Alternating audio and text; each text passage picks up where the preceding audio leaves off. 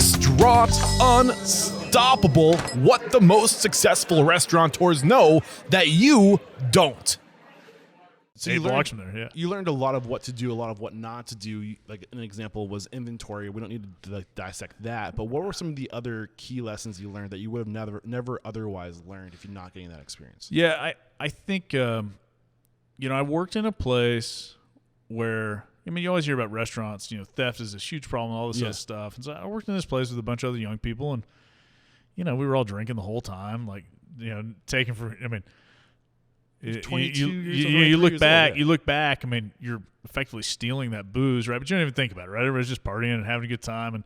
But really what it was is that the manager and the owner were such dicks to us that nobody cared, right? And so that was a big piece of it for me.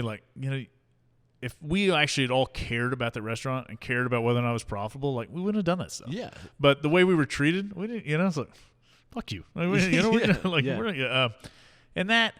that seeing that, you kind of realize okay, this is, so you hear about restaurant theft. So, some of the things we did early on, it was always about taking care of our employees, but also, I told our bartenders, I don't care if you give away drinks, put it in the computer so I know where it is. So I can add it in inventory. It's a marketing expense. Yeah, if you have regulars who are happy and they feel like they're getting a free drink all the time, great, they come back more often. Probably they bring friends, right? And it's better for you. You're making better tips, but don't steal it from me. Yeah. Just bring it up, right? Yeah, exactly.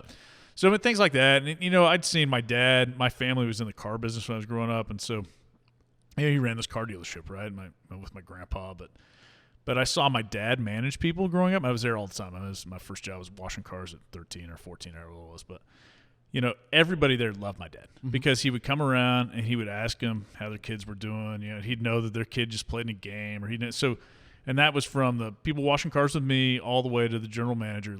Everybody, my dad, just walk around, talk to people, see how they're doing. And that was his management style. And it was a blessing, I think, to me to see him do that and how people responded to him and how hard they were willing to work just because they knew he cared about them. But if you care, you got to give care before you get care. And right. That's a reoccurring theme right now with you and your story. And it's clear that your dad had some badass social intelligence, right? What else did he teach you?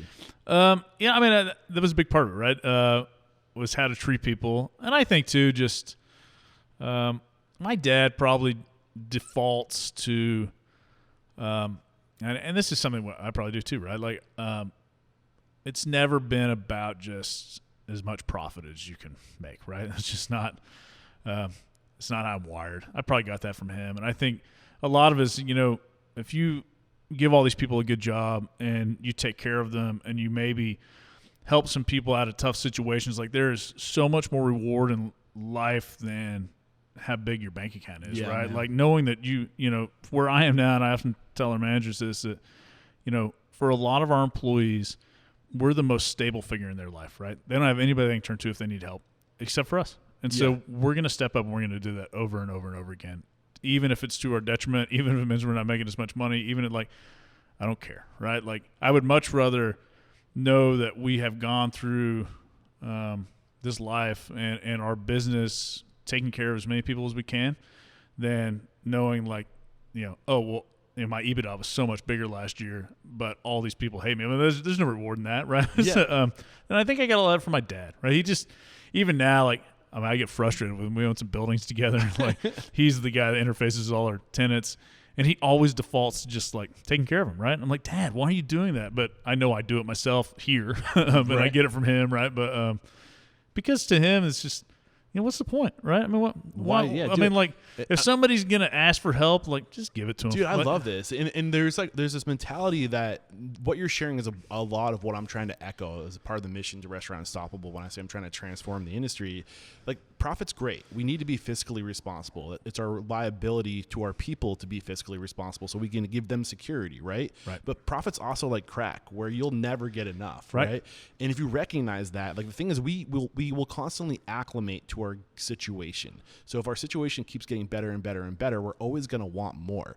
And it's to the point where if we put all of our focus on profit, we'll just chase this pie in the sky. That's right. We'll never get it, man. We'll always just be unhappy because we'll always want more. Yeah, that's right. And I think so much of it for me, up until this last year, which was a shit show. Talking to bankruptcy attorneys and all this other stuff that's going on. But for the most part, my family, my wife, and our kids, like, we live a really great life, right? And so a lot of the growth we pursued over the past few years, like, I don't necessarily need to pursue that anymore for my own well-being. A lot of it's because we have all these great people who want to keep growing, and they want more, be in charge of more, and they want the opportunity to make more money for themselves. And so a lot of our growth has been about creating opportunity, right? Dude. And I learned that.